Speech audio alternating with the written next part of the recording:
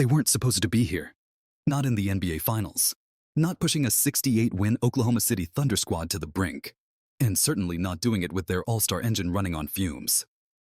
But here the Indiana Pacers are, bruised, battered, and one loss away from the season's end, standing on the ledge after a heart-wrenching Game 5 defeat.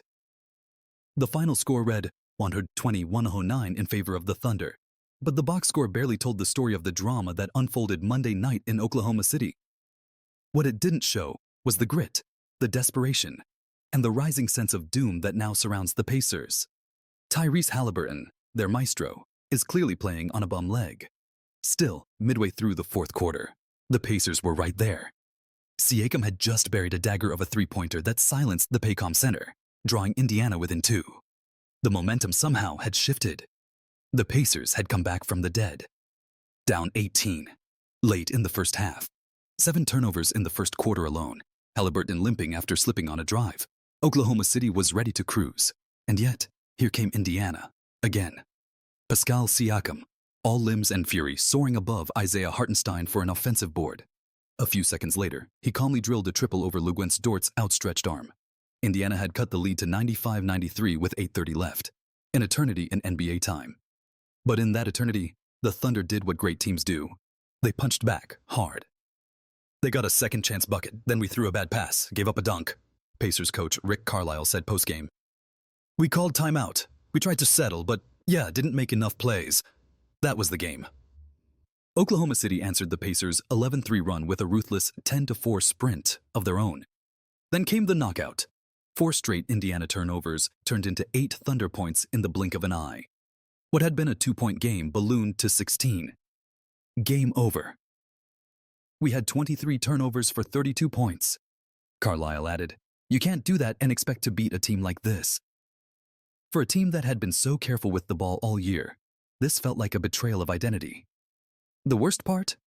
The critical turnovers came from their most trusted hands, Haliburton and Andrew Nembhard. And yet, the best guard on the floor for Indiana wasn't either of those guys. It was TJ McConnell. Again. McConnell lit up the third quarter like a man possessed. 13 points on 6 for 8 shooting, 5 assists, relentless hustle. He cut a 15-point Thunder lead to 2 possessions by the time the third ended. The crowd was stunned. Indiana had life. But McConnell didn't start the fourth. Carlisle put Haliburton back in. A noble choice. After all, this is Haliburton's team. But the decision backfired. He was exhausted. Carlisle explained about McConnell. Put him in earlier than usual. Fatigue caught up to him. Haliburton gamely returned, but his legs were clearly betraying him. He finished with 4 points on 0 of 6 shooting, plus 7 rebounds and 6 assists. He wasn't the problem, but he wasn't the solution either. The Thunder smelled blood. They feasted. 4 turnovers, 2 from Nembhard, 2 from Haliburton.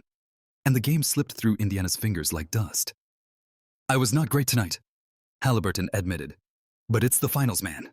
If I can walk, I'm going to play. That's the kind of fire Indiana will need in Game 6. That and more. They'll need McConnell's spark, Siakam's force. They'll need to value every possession like it's gold.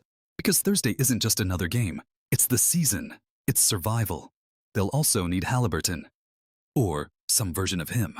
Carlisle confirmed his star wasn't limping as badly as he had been earlier in the series, but the injury is clearly affecting his explosiveness. He's not 100%, Carlisle said. But he wasn't going to sit this one out. We'll see how he feels tomorrow. Siakam said it best. He's a fighter. He's been our rock. We're behind him no matter what. For all their troubles, Indiana isn't done yet. Game 6 returns to Gainbridge Fieldhouse, where the Pacers have been nearly unbeatable all postseason. It's their last stand. Their shot to force a Game 7 back in Oklahoma City. We've been here before, Haliburton said. Backs against the wall, nobody believing in us. We've found ways to win all season. There is no looking ahead now, not to a Game 7, not to a potential championship. Everything rides on Thursday. That's the only thing that matters. We can't even talk about Game 7 right now, Haliburton emphasized. This is it, do or die, and we have to be better, all of us, starting with me. That's point blank period.